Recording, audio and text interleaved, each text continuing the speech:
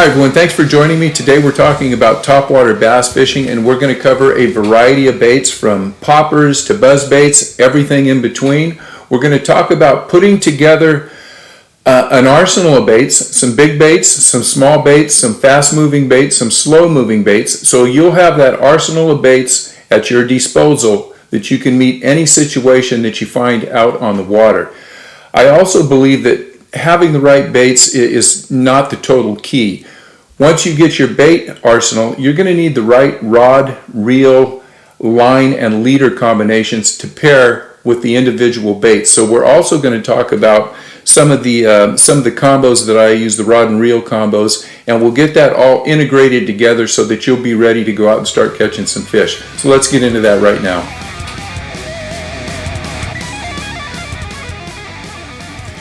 All right, we're gonna talk about 3 rods, and I'm paring the rods down to 3 because I think you can get away with 90% of what you're going to be doing freshwater bass fishing with these 3 rods: 2 spinning rods and 1 conventional rod. Don't pay so much attention to the brand of rod that I'm using, but the length of the rod and the action of the rod. And even when you're buying rods, for you guys that are maybe in the process of building your rod arsenal, don't look a lot at the pound test that they say they're rated for and the ounces of lures that they're supposed to throw. The best thing you're going to be able to do is figure out what you want the rod for, go out and check it out, put it in your hand, and then figure out if that's the right rod for you. First rod I have, spinning rod, Levante by Mega Bass. It's a medium action spinning rod, 7 feet 4 inches. 8 to 20 pound test line is what it's rated for, and 1/4 to 5/8 ounce lures.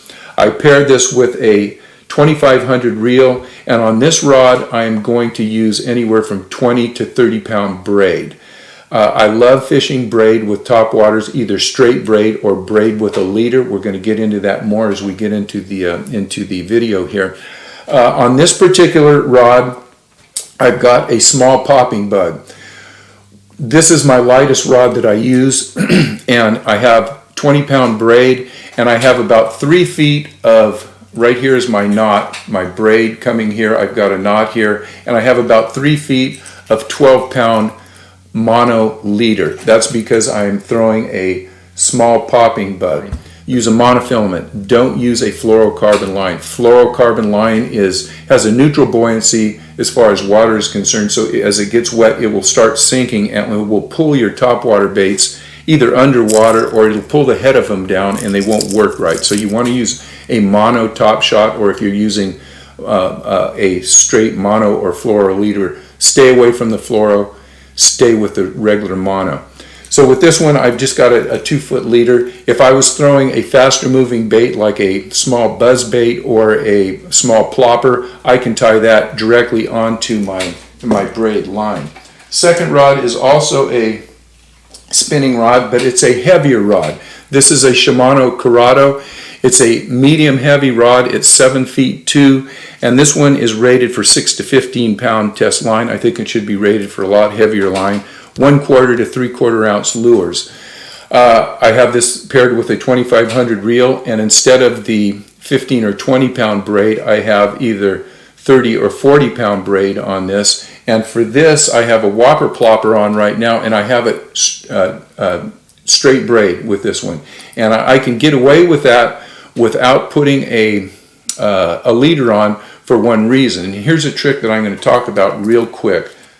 What I'm using on this is this Suffix 832 line. We'll talk about the line real quick, and it's a bright yellow line. The first thing I do is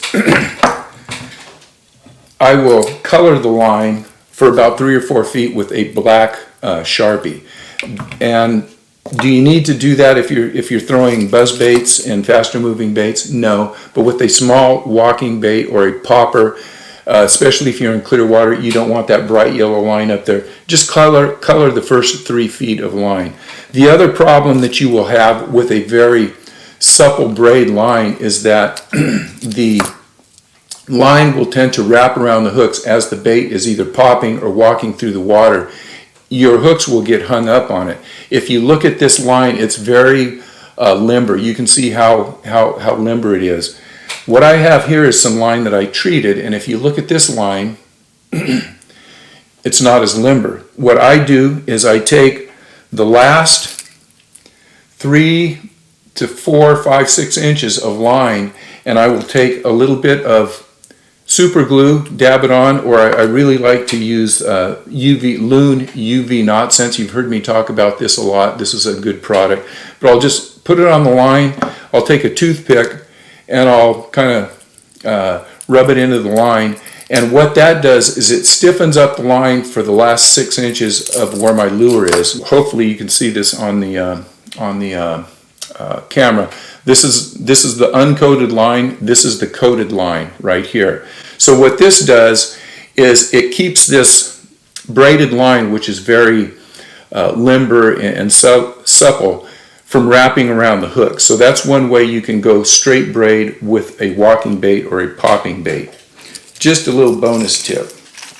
Okay, the last rod we're going to talk about here is our conventional rod, and this is a Tatula Elite 7-foot cranking rod. It's meant for deep cranking, but it is a great topwater rod.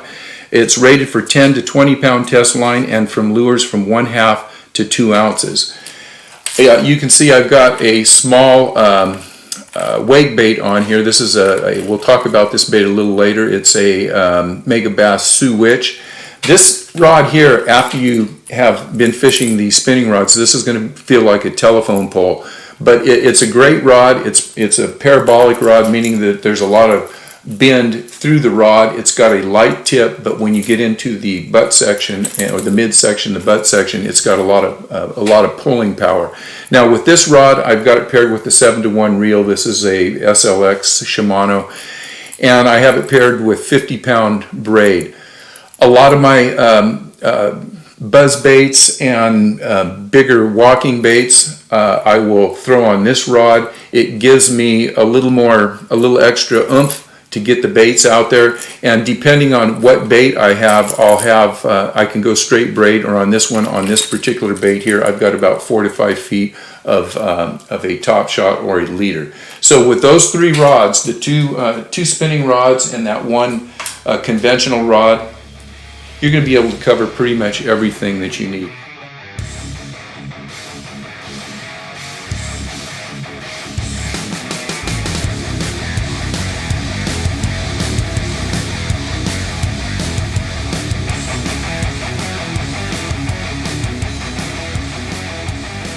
All right, the first baits we're going to go over are smaller poppers, smaller walking baits, and some spooks, which are full-time walking baits.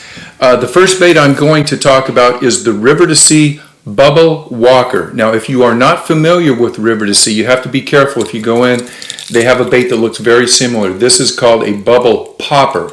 You want to stick to the bubble walker. This is the big hit from River to Sea. The bubble popper, not so much for me. You want the bubble walker. The first thing you'll notice is it comes in 2 sizes, and I believe this is, I don't know, a 90. The smaller bait is a 90, and the bigger size is a 130. Much different bait, much bigger bait. This is a bait that you're going to throw on one of your spinning rods. This is a bait that you're going to definitely throw on that Tatula or your conventional rod with heavier gear. Now, the first thing that I'll mention, this is a bait out of the box. It's got rattles in it. The first thing that I like to do with my bubble walkers is I remove the rattles. If you listen to this, there's nothing there compared to this. I have a video on, it's called The Making of the Silent Killer. This is what I call the silent killer. And if you look at this one, it's been through some wars. It's got some teeth marks on it, and these things catch fish. Whether you pull the rattles out or not, they're a great bait. You're going to want these baits. As far as colors, that's up to you. I fish a lot at low light periods. I like the Loon color, which is dark, and this goes for almost all the baits. I always like one dark bait and at least maybe one light bait with a little bit of chartreuse on it. And then I do like just natural color baits. And this is the River to Sea Bubble Walker. The next bait that I'll talk about is a Rico. And again, you have to be careful when you come to buying Ricos. If you buy the Rico, this is the Rico. It's a very small bait. This is the Rio Rico. If you're going to buy one of them, I would buy the Rio Rico. This bait is 2 7/8 inch long. This bait here is just a little over 2 inches. So you want to buy the bigger one. Now, if you're throwing these baits, you're going to be throwing them on the lighter spinning rods. You're probably going to be throwing 20-pound braid, excuse me, with maybe about 2 feet of, I'll say, 10 to 12-pound mono. They've got a little bit of a rattle in them, and what you would be doing with this bait, the difference between, say, a river to sea bubble walker. This is a bait that kind of walks. It's kind of a hybrid bait. You can pop it, you can walk it. A lot of surface disturbance, a little bigger bait. This is a bait where you would use the Rico or the Rio Rico when you have really tough conditions, flat calm water, clear water, the fish are finicky. It gives a very subtle pop. So these are two baits that you definitely want in your arsenal. These are expensive baits. They're over $20. If you want to get away from the Rico, Booyah makes a nice little bait that looks almost like that Rico, and there's pop bars and there's other things that are cheaper. There's a lot of good baits on the market, but you want a couple of those small popper, kind of hybrid popper walking baits in your arsenal. The next thing that we're going to do is we're going to talk about the old Heddon Zara Spook. Probably one of the most important baits that's ever come along in bass fishing. You need to realize that there are 3 sizes. This is the super spook. The second smaller one is the regular spook. We'll keep that regular spook up there, and then we have a baby spook. You'll want to use for the baby spook. You can use your spinning rods. For I'll call it the middle-sized spook or the super spook. You're probably going to want to use your bait casting rod, 40 to 50-pound test braid, and you're going to want a couple feet of probably 15 to 18-pound test mono for your leader. All right, let's finish up here with some whopper ploppers, some buzz baits, and then I'll talk about some oddball baits that I think you might like to try. Start off with the whopper plopper. An iconic bait. River to Sea made this, I don't know, 10 or 15 years ago now. Caught a ton of fish on them, and the most popular size is the 90. This is a small bait. Now, if you're fishing ponds or small lakes or fishing areas that have a lot of fish in the 1 to 3 pound class, this is a great bait. I'm going to suggest that if you have one to buy, especially if you're on big fish water, get the 110, a little bigger bait, and the next size you would want to go is with the 130. The 130 is a real popular size. This is what I use on the Delta about 80% of the time. A great bait, but if you're going to get 2 of them, I would get the smaller 110 and the 130. Small ponds and stuff, you can go with the 90, but I would keep that one on the back burner if it's kind of public water with bigger fish on it. Now, one of the things that makes the whopper plopper so great is that it floats. It's got this big plopping tail on it, and that gives it the plop, plop, plop, plop, plop. You don't want to burn this bait in all the time. You want to bring it back to the boat so that tail is just making that plop noise. It's going to plop, plop, plop, plop, plop down the through the water column, and that's a great cadence. But you want to stop it, let it sit for a second, speed it up, slow it down, maybe even twitch it, and change your cadences on this bait.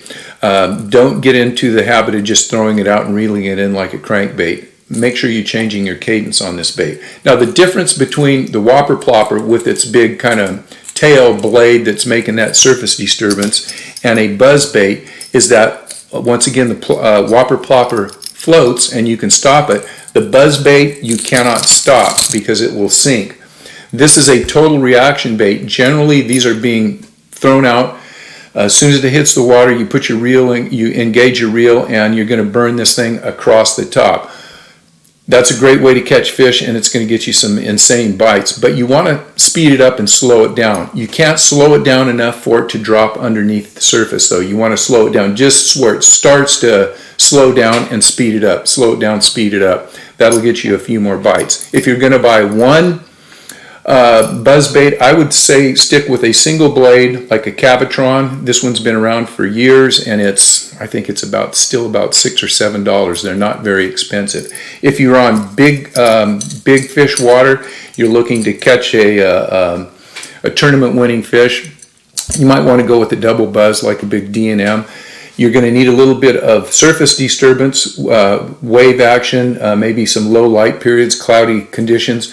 This will catch you some big fish. It won't get you as many bites. You're going to want to throw this along with the Cavatron on these bigger buzz baits on conventional gear, probably with 50 or 60 pound braid, and most of the time you're just burning these in looking for reaction strikes. If you're not good with a conventional reel and you want to throw these on spinning rods, there's a lot of companies that are making these little mini buzzes, and you can throw these on a spinning rod, and you can go with 20 to 30 or 40 pound braid, straight braid on these, and these will work great for you. So that covers your kind of reaction bites. Let's talk about a couple of baits. I'll call them oddball baits. They're mostly weight baits, but they're fun to use. This is a Mega Bass Suwitch. It's about a 5-inch bait. It's got a couple of joints in it. It has great action, and this is a bait that you're going to have to throw on your bait casting. Probably, I generally throw this one with 40 to 50 pound braid and then about 4 feet of 20 pound mono leader. It's going to go just right on the surface. It's going to make that little wake. And just a great bait. I've caught a lot of fish on this. You can see, a lot of the bite marks on this thing. And I have a full review, an action review with a lot of the fish catches that I've caught on this. We talk about how to set this up and how to run this bait. So you can check that out at In Deep on the Delta. Most of you know that Spro makes the big rat, but they also make a little bitty mouse like this. This is a neat little bait, and this can be thrown on spinning rod. So this is one that the Spro mouse rat, or just the smaller rat, fun bait to fish. You got this little tail on it. When this is coming in, you can hear it come in. It makes a little rat mouse noise, and get some nice blow-ups on this. Last but not least, we're going to talk about Freddy the Frog. Freddy the Frog is made by Weston Baits from, I think they're out of Weston Baits is located in France. I got one. This was a 2017 iCast new bait winner, hard bait winner. I don't know what, it won a big award. I didn't buy one of these, but I think I got one somehow. Somebody gave it to me. I started fishing it. Man, I started catching fish on this. So I said, I fish in the Delta. This was just a little bit too small for the Delta, so I went out and got a couple of the big ones. I got a dark black one that I use at night, and these things are a blast to fish. You want to throw the smaller ones on a smaller size on a spinning rod. The bigger ones, you're going to want to get that conventional rod out with, again, probably 50 pound braid, straight braid, and just a lot of fun to fish. So with that, I'd like to thank everybody for staying through this video. I know it's a little bit long. We covered a lot of baits, and I guarantee you, if you just get a small selection of the baits that we talked about, a couple of the smaller baits, a couple of the bigger baits, some of the poppers, the walking baits, some of the faster moving baits, you'll have everything you need to know to fish anywhere in the United States on any day of the year. And you don't need a ton of rods. A couple of spinning rods and a nice bait caster. You're going to have yourself a blast. So once again, thank you guys for watching. And if you haven't subscribed and you've enjoyed the video, please subscribe. Let your friends know about it. And if you have any questions with anything we talked about, I try to answer all the questions that come in the remarks. So hit me up with a remark, and I'll try to get that question answered for you. So once again, thanks a lot. Get out there, start catching some fish. I hope to see you guys on the water. Until the next video, good luck.